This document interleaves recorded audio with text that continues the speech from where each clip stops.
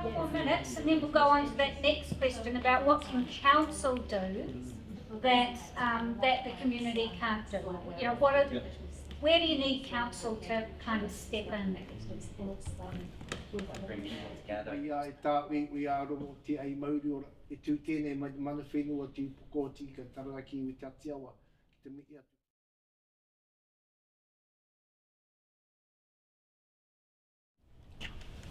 Kia ora mai tātou. A tēnā koutou katoa e hui mai nei tēnei pō. I te rangatira pita. Tēnā koe.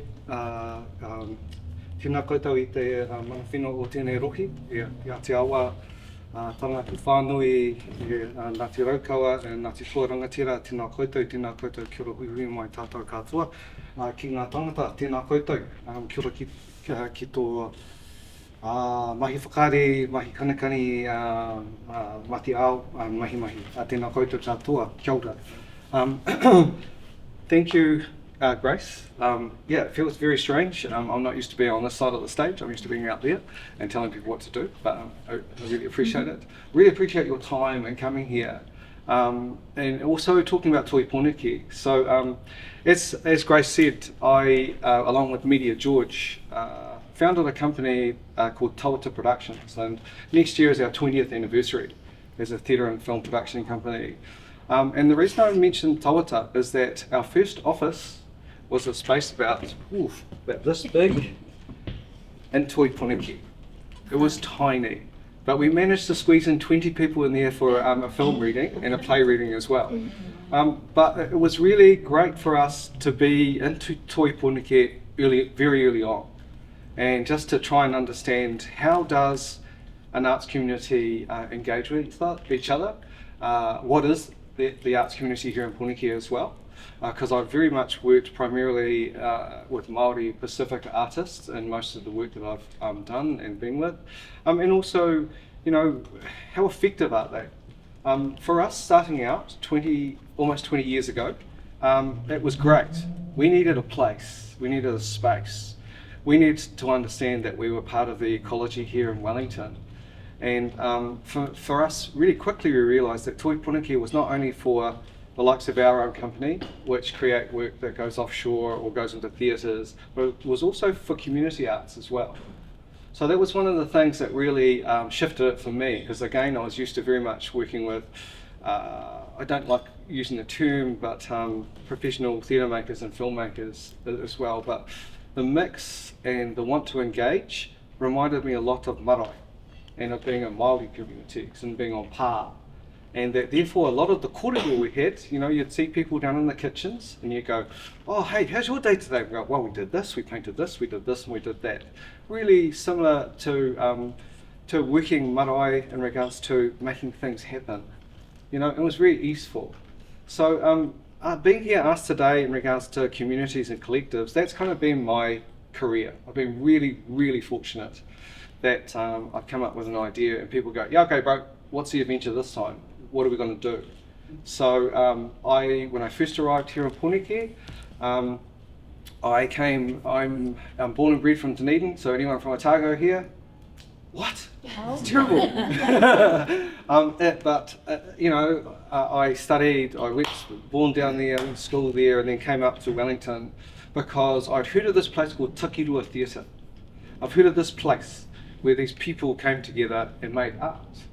And so I also hadn't done any sort of theatre or anything like that at all at university. My background is actually in economics, and I did a double degree there down at Otago. But I had a friend who said, bro, you've got half a paper that you need to do or want to do. You should come with me and do drama. Never really thought about it before. So, and I went, oh, why should I go there? And you know, to be very crude, he said, look, the ratio is 5-1 guys to wahine. And I went, oh, here we go. You know, I went there and I learnt from an amazing lecturer called Lisa Warrington, who's a preeminent theatre maker in this country. And I fell in love with it. I went, this stuff is incredible. I've never really engaged with it. And she got me to then audition for, at that time, it was called New Zealand Drama School. Again, I'd never heard of it before, so came up to here to Pōneke. I stayed with Jamie Bull, amazing choreographer here in Pōneke as well. And I got it, and my whole life changed. I was lucky enough to be in the year around, as Grace mentioned, Nancy Brunning, the year below me, and Cliff Curtis and the likes the year above me, Sima Arali, who's an amazing filmmaker, Tamia, all these incredible creatives. And it just meant, wow, okay, this is the city and where I want to be. I then went and found this mystical place, Takirua, and it was another creative bonding place, another generator for me, and it was where a lot of Māori and Pacific Island artists were at the same time.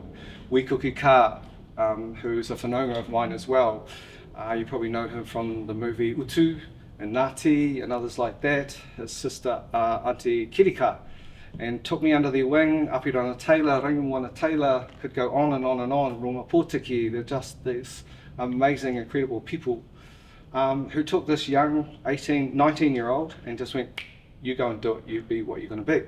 So collective was the thing. It made sense to me. And ever since that time, I've kind of went, if I want to do something, create a collective. Find like-minded artists, find artists who, for me, the bigger risk you want to take, the more I want to hang out with you. Let's do this thing. Because you don't get the opportunity to make art that very often. So that was why Toi Pōneke kind of worked for us, because we had a place. And then we went, okay, we have a place there, but we also have interaction with other artists. Duncan Sakis was there real early on as well, and I know Dunk from down in Dunedin, he's a filmmaker with his brother Robert. And so it was just this intermingling. And yeah, as I said, collectives are the big thing for me. The biggest collective I've got at the moment is Kielmo Festival, which, as Gracie said, will be June the 2nd to the 17th here in Pōneke. We're at the Michael Fowler Centre, we're at the St James, we're at the Opera House with shows. We've got artists from Hawaii, Indigenous artists from Finland, Taiwan, Tamia. So Wellington is a great meeting place and a super collective. It's kind of how I see the city. It's built to come together and to do things. It's built to make, it's the capital. So politics are always there. I was talking to a good friend and who said, yeah, I love this town because I see the politics are art. And then, a lot of times then it mixes up, and that's when it really, really works for us. So that was a big part of it. And so now for me, in regards to Kielmo, it's just a super amplification of collectivity. It's getting, each artist has their tribe. I know that all of you have your own tribe, and all we do is join up the tribes, and bang, we are massive. We've got a great voice. We have a voice that rolls. We have things that are, we have connectivity. A Meton Sen and a collection of spaces and things we want to do. So that's how I look at going, okay, what is Toi Pōneke? What will it be in the future? For me, I really look at it, and we went away from Toi Pōneke for a while and went out and hung out with Takirua, the Conch, the Māori sidesteps. Gee, they were annoying. And there were and a lot of independent artists at Te Hau Kainga. And that was the key for me. I said to Tani, you find a space and we're in, because we need to come together. We need to energize ourselves. And all of a sudden it created this beautiful wave. That resource came towards this wave. And that's how I can see that Toi Pōneke can really be activated and work in that way. That we kept our own independence, but we were a collective. And it really worked. Takirua outgrew the space, so we all moved out and went to do other things. We went back to Toi Pōneke, so it's really interesting being back there again in a much bigger office this time. And that's where we are with Kielmo. So for me, looking at Toi Pōneke in the future, I want to put something out there that going, it's got to the point now where I feel, let community be with community and invest in it. So I see at Strathmore, this beautiful big building out there that's just opened up. That's investment in community. It's not to say let's keep us separate, but what you find and what I'm hearing, oh, I love it, this is great. I've got a minute to go, I'll talk really, really fast. But the thing in regards to why I'm saying look at being separate is that you've got the big mural painters and the messy artists, the constantly messy artists. Where we have community, it is about coming together, it's about collectivity in that sort of way, and it tends to be much cleaner. So I'm hearing from a lot of artists going, we need this space. We, you know, for rehearsals, we need somewhere we can knock up something and you can keep working around it. And it's messier.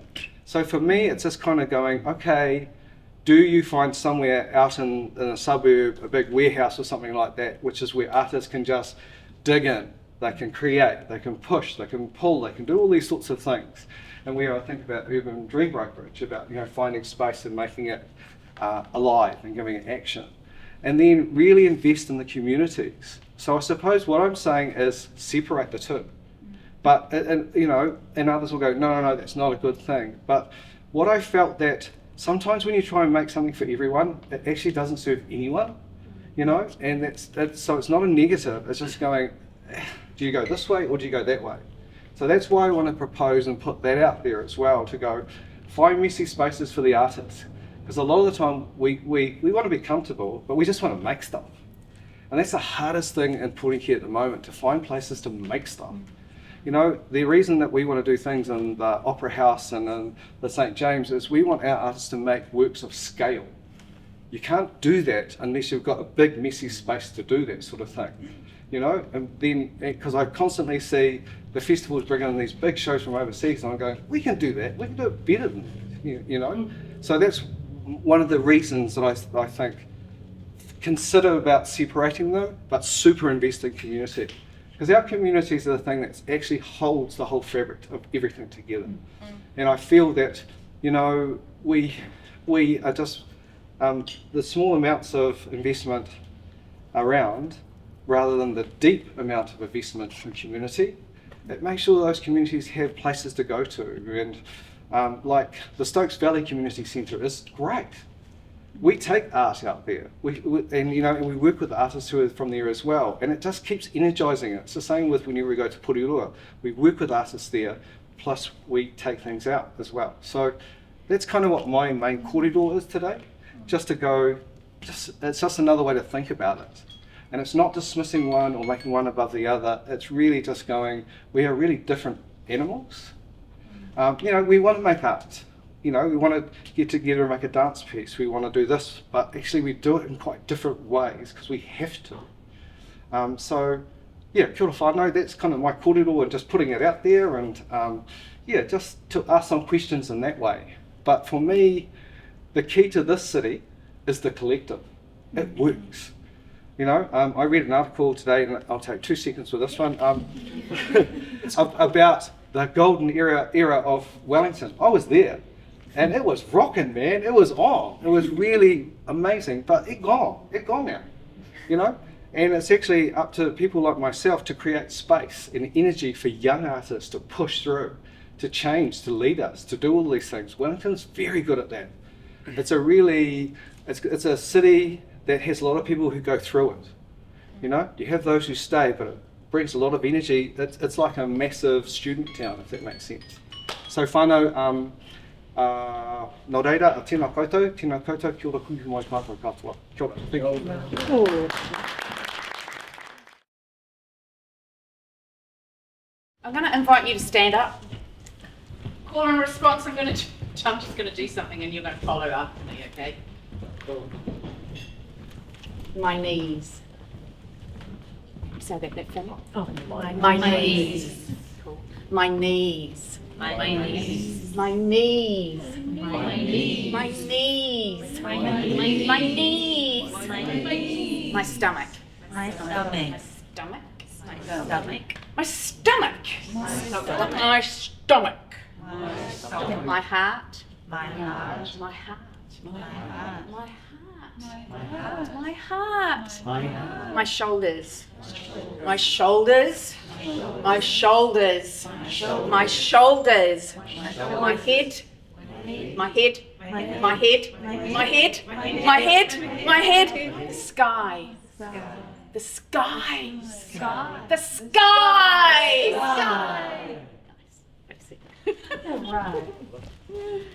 Voice arts is about play and voice arts is about story, so let me share a story with you. Kerry is 72 years old. She lives out in a hut on her own.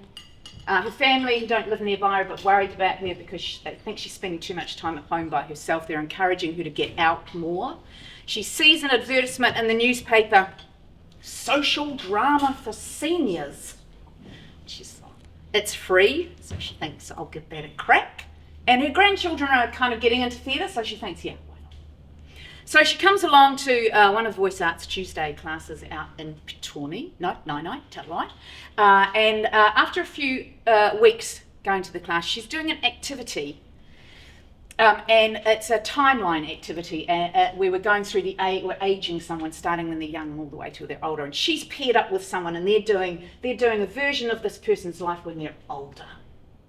And she's with a partner, and they're improvising something, and he makes an offer. He downs her as a nurse by saying, "Nurse, I've lost my false teeth, and I don't know where to find them." And she, accepting the offer brilliantly, says, "That's all right," I think Patrick was his name, "don't worry, I don't know where your false teeth are, but you can have mine." She pulls out her false teeth, she hands them to her scene partner, and the room erupts in laughter, and they cheer her, and she slips her false teeth back in and she sits down. Now this is a moment for Kerry, because no one in her life, not her children, not her neighbours, not her friends, know that she has false teeth. She's embarrassed by that fact. She had a cancer treatment, she lost the top row of her teeth, and she wears false teeth. And in that moment, pulling those out in front of these people, she realised that she was in a space where she felt that she could be vulnerable, she felt that she could be herself, she felt safe, and she knew that she wouldn't be judged, ridiculed, or embarrassed. She realised that she'd found a family. So Voice Arts is about play and about story, but let's give you some context, and yeah, you can start moving through those now. I've just got some images. Voice Arts, we are a charitable organisation. We use applied improvisation and devised theatre, play and performance for community development, social and emotional well-being. We don't have a space. You can't come and meet me in an office or a building because we are not a bricks and mortar creative space, and that was intentional. We wanted to go to people and not have people come to us. And so we work with approximately 250 people every week around the Wellington region, delivering 15 classes in a range of communities, from Strathmore to Ngāi to Porou, and anywhere in between, including in the centre of the city at Pōneke every week. We seek out spaces that are familiar to people, that are local to them, that they already have a sense of ownership towards. We are a team of Wellington theatre practitioners. There's about 10 of us that work for Voice Arts, and there's some names in there that I'm not going to drop, but there's some really respected. They teach at universities and have PhDs and all sorts of things, and incredible. And they don't work for us out of the kindness of their heart. They work for us because we pay them really well. Cool. It's been our priority from day one to pay theatre practitioners to prioritise and to value working with community as much as they do coming into Circa, as much as they do lecturing at the university or anywhere else for that matter. And they will say probably two things about the work for Voice Arts. One, that it's pretty much the best gig they have in their working week. They absolutely love it. And second, that it's the hardest gig that they have in their week. Because with Voice Arts, we are intentionally going out into the community and trying to attract people who are more isolated, more marginalised, more vulnerable, who don't have access and participation to a creative process, who hear about theatre and drama and improv and think to themselves, I can't do that, I have no interest, I can't do it, I have no skill, I have no talent. Those are the people that we want to work with. People who say, I have nothing to say. And even if I did have something to say, nobody wants to listen to me. Those are the people that we try to bring into our spaces. And so when you're facilitating in that space, it's hard work because there's vulnerability and there's a lot of energy and holding that goes on. So we don't, lovely Fiona. So we don't, so we don't send in volunteers. We want skilled theatre practitioners. And what we hear constantly from the participants that come into our spaces is how grateful they are to be put into relationship with theatre professionals. They're working in a space with them and they know that that afternoon they're going off to work with the New Zealand Symphony Orchestra or the opera or any other. And that, they love that. It's a lovely relationship to create.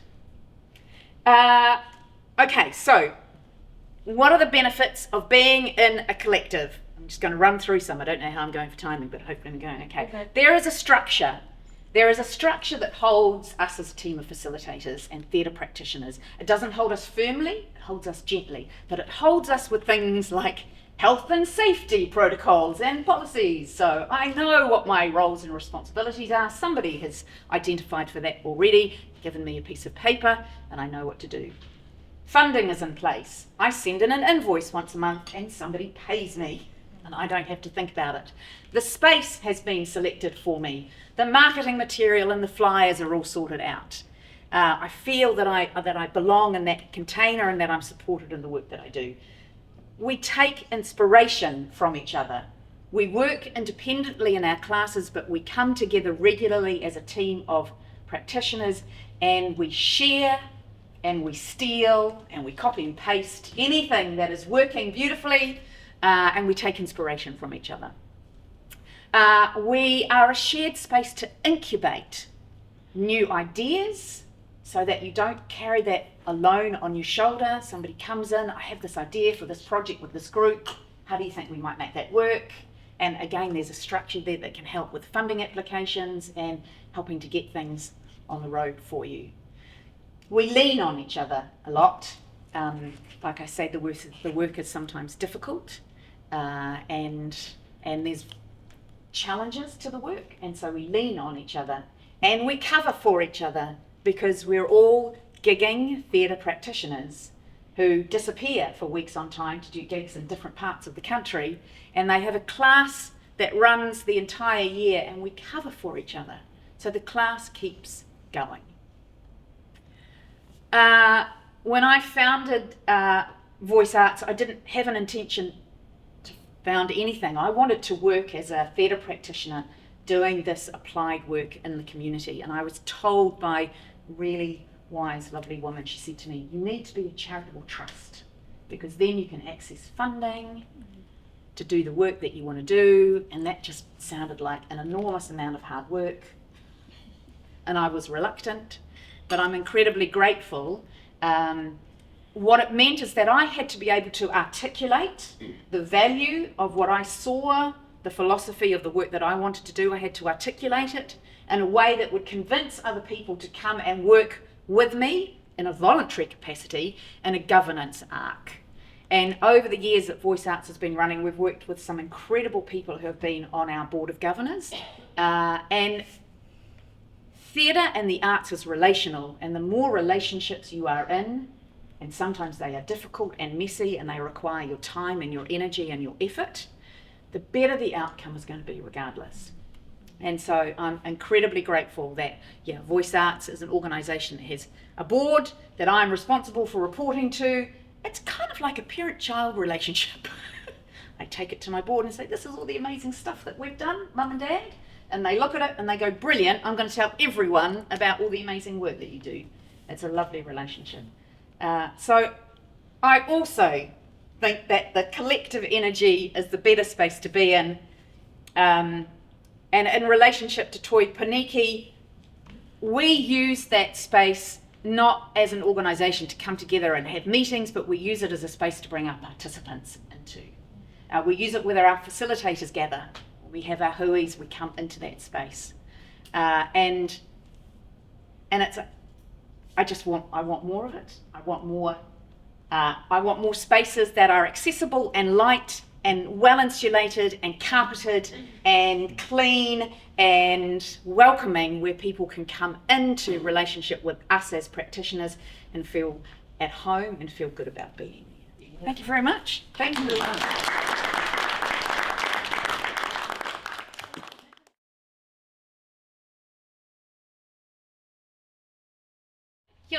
ko Sarah tōku ingoa.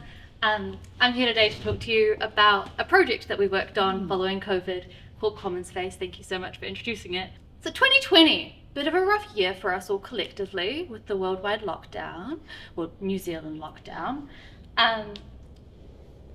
For a lot of us, we spent a lot of time at home. Our experience of the Commons was walking through our local parks, getting our mandated walk for the day. But something else happened, which is that we started video calling each other a lot more. And it was in video calling a lot of my friends that I became really aware of the inequalities of space that our young people in Wellington are living with. And I think this is really important because it informs this idea of the living room for the city, which kind of sits at the heart of what we wanted to create together. And basically what we realized is that when we would connect our calls, we would see each other sitting day after day in subpar flatting, in spaces which were damp and mouldy and a bit depressing, and where there wasn't space to work on your creative projects. And we started to wonder and have these conversations of what else are we losing when we're losing the spaces which hold our public life together, our ability to invite each other into our homes and to be in community. And so Commonspace really sits at the intersection of public life and arts kaupapa. Started with a picture of space, which might seem a little bit strange, but I think it's really important when we consider the arts and its role in shaping a dialogue around what's possible. Because we exist right here in this moment between everything that has been proved possible and everything which is futurely possible. When I was at university, I was introduced to this idea called the long now. And basically the idea is that we are constrained by a self-imposed short now, where we've kind of forgotten that the future is the thing we once dreamed of, this thing where, you know, we thought we might go to space one day, we thought we might be out there among the stars. And slowly, as we've gotten older, this was the case for me when I did development studies at university, I stopped believing so much was possible. I stopped believing that we were going to sort it out, that our generation was going to be the generation that could, and I started getting really overwhelmed. But during lockdown, something really surprising happened, which is that the world started to heal itself and the stars became visible in our cities again. And there was this sense, for a second, when people were experiencing a sudden influx of their own time back to themselves to decide how they were going to spend their days, and supported living payments to help make ends meet during a really troubling time, where we were able to say, hey, maybe actually a lot of things could change. And it was from that sense of possibility that I began dreaming about what kind of space I wanted to experience in the city. My background isn't in the arts, but I believe the arts is so vital to this conversation. So I was able to meet through Urban Dream Brokerage, Mouthful Collective, and the first time I met Ollie Hutton, who's one of the core organisers of Mouthful, we connected and we started talking, and we realized that even though we came from different worlds, from like two expressions of the arts maybe, that we wanted the same thing, that we didn't necessarily know what the common language was, but we would hear each other speaking and there was a resonance between what we hoped for. And what I've come to realize more and more is that the arts have the ability to bring out that resonance and to break open our sense of what's possible. And I think that's so important in Wellington. The reason I think that's so important in Wellington is because our young people are moving here for a political and creative capital. But what they're often experiencing is a really, really challenging terrain. They're experiencing high costs of living. They're experiencing a future which feels like it's rapidly disappearing. The things that they thought were like reliable, get a university degree, work hard, you'll make it, they feel like the ground's moving under our feet. And so our project, Commonspace, this is it. This is our beautiful sign that we had out, very professional on the pathway. It was just an expression of taking back space and learning to be in community together after COVID. And it really is that simple. It was a space where we could be together without having to pay $4.50 to be allowed to sit in a cafe and have space to work on something. I was most interested in this space because I wanted to know what would happen when you gave a bunch of young people space to just be themselves and to build something together. I was really fascinated by what the emergent thing was going to be. And I think if I'd had my way, just hold there. If I'd had my way, I probably would never have opened the door. I would have been like, it's not ready to go, it's not ready to go. Like, I was so nervous about the thing, but Ollie and Jack kind of grabbed me by the hands and they were like, it just has to become itself. It has to be something which we can entrust the community with and let everyone shape. And so every day, our walls changed. People came in, they made art, they put it up. At the start of it, we did some consultation with our community and we just got these big mats, these big like plastic, they're about this big, probably the size of the tabletops. And we let people dream. And these were the dreams people came up with. We said, hey, what do you want to see in the calendar? What do you want to contribute to your community? What could exploring the commons together look like? That was kind of really key to our selection of like Commonspace, as we wanted to explore commons. I think young people are really aware that this hyper-individualistic thing that exists of organised loneliness isn't going to serve our futures well. We really desperately need collectivity. We need each other, and we need to find ways of rebuilding public life together. And so, if we just jump to the next one. Every week, I had the lovely task of putting together our program. And our program was community generated, and by that, I mean people came to us with ideas. They were like, hey, I've got this little seed of an idea. We had varying levels of like confidence coming to us. We had some people who were like, I've got a thing I know how to do. I've done it before and I want to do it again because I love doing it. We also had people who were like, well, I've actually never run a workshop before, but there's this thing that I really love and it brings me to life and I'd love to share it. And that's something that we were able to invite people into. Each one of these things represents an invitation from a community member into participating in community life together in a certain way. We had Finding My Voice with Violet. We had a singer who came, and at the start of the project, it was about, you know, can I gain confidence to sing in front of a group of people? You might have thought, that's too intimidating, and then you get there, and we've just got a screen up, and everyone's singing karaoke at the wall together, and Violet's helping people learn that they actually do have what it takes to participate. If you jump to the next one, I'm just going to keep talking about the sorts of things that came up. We had a poetry collective form. We had something called Somatic Incubator, which was a dance class. And what we found was at the core of this, like, novelty. People wanted to experience the world in new, different ways. They wanted to be surprised. They wanted to engage in delight. And that's what the space was able to provide. It was able to provide a space where you could turn up and not know who you might meet. But you might find your way into a community. You might find out that you have things in common with people who would be absolute strangers. And for me, as part of this project, the biggest thing that happened is that I realized I lived in a big, windy village. I started seeing people who I've met cycle past. I'm really proud of what we created. It was a 3-month pilot, and during that pilot, the model that we ran was one where all of our workshops were free to attend. We paid all of our artist facilitators, and we had a kaimanaki always present in the space to host, to put on the tea, to make sure people felt like they could belong.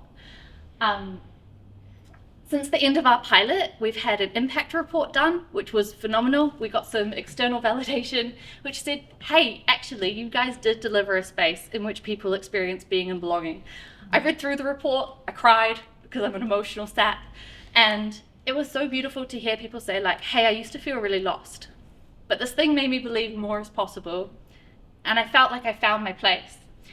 And so when I'm thinking about what is the future of the arts in Wellington, there's a couple of things that come to mind. One, it needs to be community-centered. So many people get told at some point in their life that they're not the creative one. They self-select out of believing that they can participate in the arts. And the arts is something which is so good for your wider, that brings you to life, that can make your eyes light up with the things that you love. And I think we need people to remember what it feels like to be lit up, for the worlds that we believe are possible to actually form. I hope that a future Toi Pōneke is one where it's a home to collective dreaming and speculative imagination, where we can say, actually, the future's up for grabs. Future history starts now, and as a creative capital, we know that how people experience the city, what they think is possible, informs the politics that can form here. And I think the just and nurturing futures that I believe we owe future generations are futures that are going to be built from imagination, from community and collectivity, and through a politics of love. And that's what I want to leave you guys with. Thank you. Wow. Unihia ki te ara tapanui. Kia wātea, kia māmā te nākau, te hinenaro, te wairo o te ara takutu. Koe ara e rongo, whakeria ki runga.